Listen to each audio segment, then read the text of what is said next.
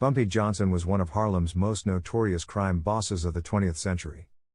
Born in 1905, Bumpy Johnson was an American crime boss in the Harlem neighborhood of New York City, who first came to power under racket boss Stephanie St. Clair, and later did business with Italian mobster Charles Lucky Luciano. Johnson would go on to mentor Frank Lucas, who would take over Harlem's operations and turn it into a haven for drug trafficking. Ellsworth Raymond Bumpy Johnson was born on October 31, 1905, in Charleston, South Carolina.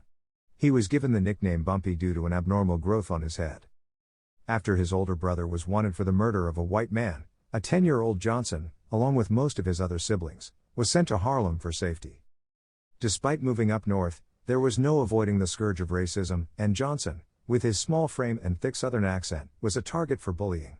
However, Johnson's bad temper kept him from being a hapless victim, and starting at an early age, he learned how to be a scrappy fighter. A high school dropout, Johnson worked odd jobs and hung around an unsavory crowd, which brought him to the attention of gangster William "Bub" Hewlett. Through Hewlett, Johnson became a highly regarded bodyguard for high-rolling illegal gamblers in Harlem. Eventually, Johnson's extracurricular activities, burglary, pimping, etc., would land him in prison for the next decade. By the time he was 30, Johnson had spent half his life in prison. A penchant for causing trouble, he was involved in bribery, thievery and pimping. When he left prison in 1932, he was broke and unemployed. Returning to the streets, he met powerful Harlem crime boss Stephanie St. Clair, aka Madam Queen, queen of the policy rackets, who took Johnson under her wing. With Johnson's help, St. Clair waged war against many New York crime bosses, most notably Dutch Schultz. Bumpy and his crew of 9 waged a guerrilla war of sorts, and picking off Dutch Schultz's men was easy since there were few other white men walking around Harlem during the day, revealed Johnson's wife, Mame Hatcher, in her 2008 biography, Harlem Godfather, The Rap on My Husband, Ellsworth Bumpy Johnson. Serving as St. Clair's bodyguard and chief enforcer, Johnson murdered and kidnapped over 40 people during this time, but the duo's war against the mob was futile. Schultz and his associates had the law on their side and ultimately dominated the illegal gambling operations in Harlem. However, Schultz's days were numbered due to his deceptive financial practices, which caused bad blood within the mob ranks. Luciano ordered a hit on Schultz, who was shot to death in 1935.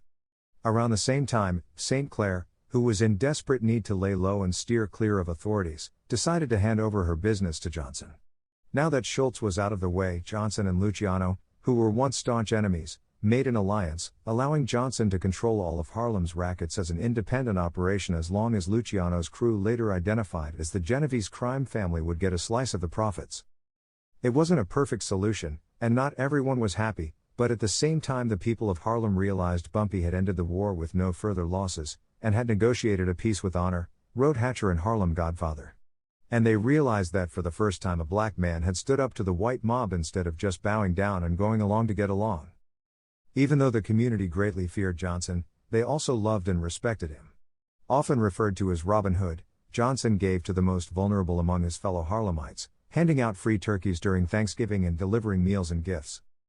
In 1951, Johnson received a 15-year prison sentence for conspiring to sell heroin in New York, serving most of his time at Alcatraz Prison in San Francisco Bay, California.